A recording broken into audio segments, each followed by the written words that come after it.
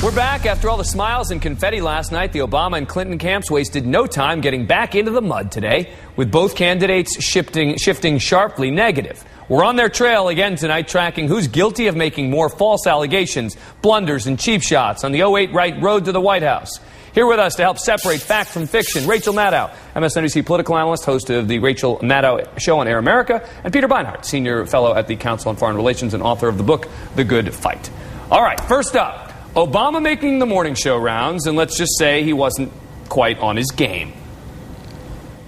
Well, David, we've won Michigan and Georgia and Illinois and Missouri. We had a pretty good run there, as I said. If you win 12 straight states and then you lose 2. Misstatement, 2 of them. Yeah, he was probably on very little sleep, but Obama wasn't even on the ballot in Michigan. He said he won. And Clinton won Texas, Ohio, and Rhode Island. That would make 3, not 2. So I'm giving this one a clear misstatement. But, Rachel, I'm assuming that he gets a little bit of an exhaustion exemption here. Yeah, but, you know, he's also probably going to pay for it personally because his brother-in-law is the basketball coach at Brown University in Rhode Island in Providence, and so I think he's going to get paid back at Thanksgiving. I mean, Rhode Island may be small, but it is perfectly formed as a state. Peter, fair to beat up on him on this one? Not really. You know, I think this was a human error. It's not as if you see the campaign trying to make a drumbeat of convincing people that the numbers were different. So I give him a pass on this one. All right, but here's what we're going to do. We're only going to count it as 1 demerit instead of 2 because we are going to assume he was working on little sleep. A little sleepy asterisk. Exactly. Yeah. He gets the first demerit on tonight's scorecard. Up next, punch and counterpunch. Obama asking what Clinton's hiding in her tax returns, and Camp Clinton hitting back with questions about Obama's relationship with scandal-ridden real estate developer Tony Resco. Obama's chief advisor, David Axelrod, trying to corner Clinton on tax returns.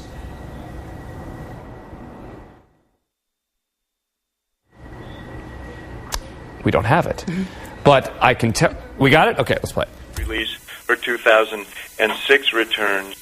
They've talked about change you can Xerox. You can Xerox your tax returns. Ouch. Camp Obama bolstered their line of attack with this email. Given the fact that she's able to loan her campaign $5 million, you'd think the Clintons would be able to hire an accountant.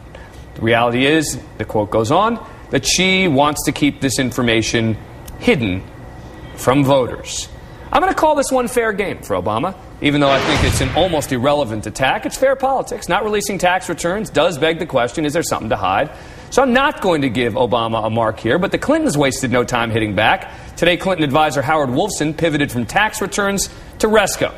Instead of making false attacks, we urged Senator Obama to release all relevant financial and other information related to indicted political fixer Tony Resco. I'm going to give this one a Clinton misstatement. There was nothing false about the attacks in Obama's memo.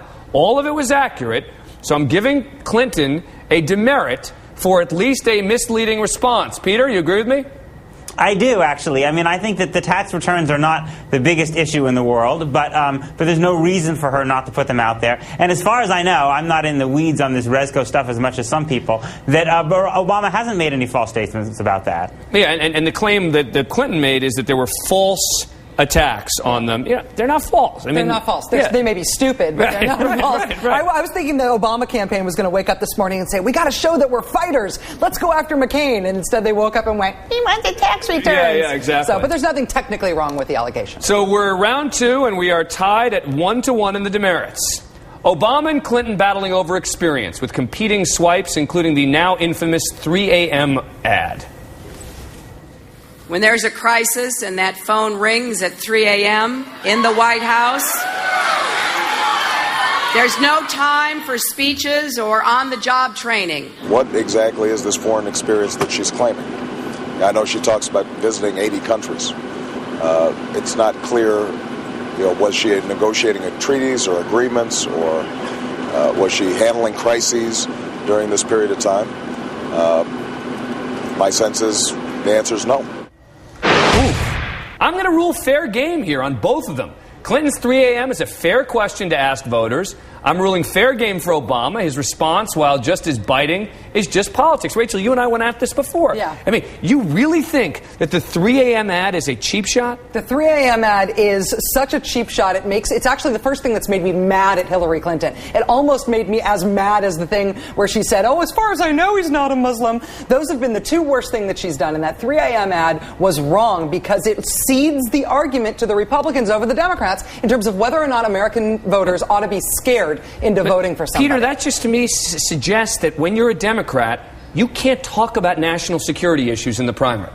The truth is that Democrats have been scaring Americans about foreign policy for the last 100 years. I mean, I heard Rachel earlier say that Franklin Roosevelt said freedom from fear. Franklin Roosevelt spent the entire late 1930s scaring Americans about the Nazi threat, and thank goodness he did. The real debate should be, how serious do we think the terrorist threat is? That's a genuine argument you can have. Rachel may think it's less serious than John McCain does. She may be right. But it's perfectly reasonable to have the debate. There's a difference between talking about the threats that are faced by a country and talking about how to stand up to them, and how we as a nation can face them with unity and from a position of strength. It's another thing to say, be afraid, vote for me, which is what Hillary Clinton's doing, which is George W. Bush politics. And she can probably better argue that she's the one who did pick up the phone at 3 a.m. and they said, can I speak to your husband? What argument is it? Where is the argument when you say, be afraid, something scary in the world, I want to answer the phone? You're not saying what you want to say when you answer the phone. You're not saying what you can do to make us any safer. You're just invoking the feeling of fear. Go ahead, Peter. Well, yeah, but if you believe, in fact, that there is a very serious threat out there, then you, as John McCain does, I don't agree with him on most policies,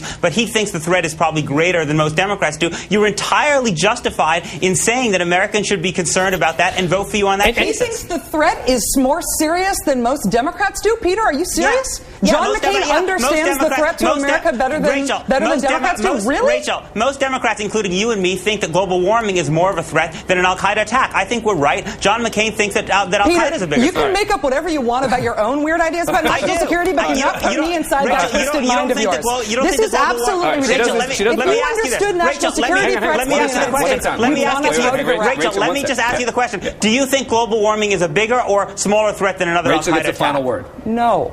All right. I think it is a smaller threat. And I don't know why you would think that. We agree. No, fine. But why would you caricature Democrats as not understanding the threats to America, but John McCain does? There is a perception on the threat. It's clear. Unbelievable. I got to move on here, but I am ruling this one no demerits. I am saying that I still think, and I said this before, that this Hillary Clinton ad is not that big a deal, and welcome to the general election if they're not ready for them. So I'm still keeping this tied at 1-1. Hillary Clinton stumbled on her Ohio primary facts in an interview with NBC's Columbus, Ohio affiliate. There's some audio problems with the tape, but listen. No person has ever won the White House without winning the Ohio primary in either party. Misstatement. Several times in Democratic Ohio primary history, most recently in 1960, the winner did not go on to clinch the nomination. Once in 1912, again in 1932, and most recently in 1960. I feel like Alex Trebek on Jeopardy, laying out the whole answer as if I just thought of it. And then again in 1960. Now, since that interview, Clinton has revised her wording. In recent history, no one has ever been elected president who did not win their party's primary in Ohio. So recent history is 1960 recent history? I don't know. I mean, it seems to me this is just a silly one for her to keep pursuing. It's wrong. Somebody told her this once. It stuck with her. Nobody bothered to check it. I mean, Ohio primary winners. Who do we've got? Judson Harmon, George White, and Michael DeSalle. Yeah, they've made great presidents, haven't they? Clinton picks up another demerit and is now losing 2-1. Next. And our final one. During a conference call with reporters, Clinton advisor Howard Wolfson was interrupted by a very fired-up Obama lawyer, Bob Bauer, who had dialed into the call intended just for reporters. In Nevada, you filed a lawsuit in advance of the caucus. In Iowa, you threatened various students with potential consequences if they voted under Iowa law. Now, in the evening of the Texas caucus, while it's virtually taking place, you claim you have well-documented accusations. The lawsuit that you refer to was not filed by us, as you know fairly well. All right. We are calling this one an Obama cheap shot and a misstatement. A cheap shot for actually ambushing the call and a misstatement for getting the facts wrong. In Nevada, it was the teachers union that threatened to sue in advance of the caucus, not the Clinton campaign. So, Peter, I mean, it's giving 2. I only gave him 1 on the 2 mistakes earlier. I think it's fair to give them 2 for ambushing the call and getting their facts wrong. Yeah, they got the facts wrong, but I can't get too exercised about this. You know, there was a time in American politics where dirty tricks really meant something. You know, when Richard Nixon was going around breaking into buildings, calling into a call with reporters, that doesn't seem to me such a terrible thing. I don't know. What do you think? The cheap shot doesn't feel all that cheap to me. Really? It wasn't a members-only event. He just showed up on the call, announced himself, and hit. In terms of getting it wrong, he definitely got it wrong. But the cheap shot for the tactic, I'm not willing to go there. All right, so again, this becomes a controversial final scorecard because I am giving him 2 demerits here, making the final score tonight in a rare Obama loss, because Clinton tends to lose these on our show. Tonight, Obama 3 demerits, Clinton 2. Peter Beinart, thanks a lot. Appreciate it.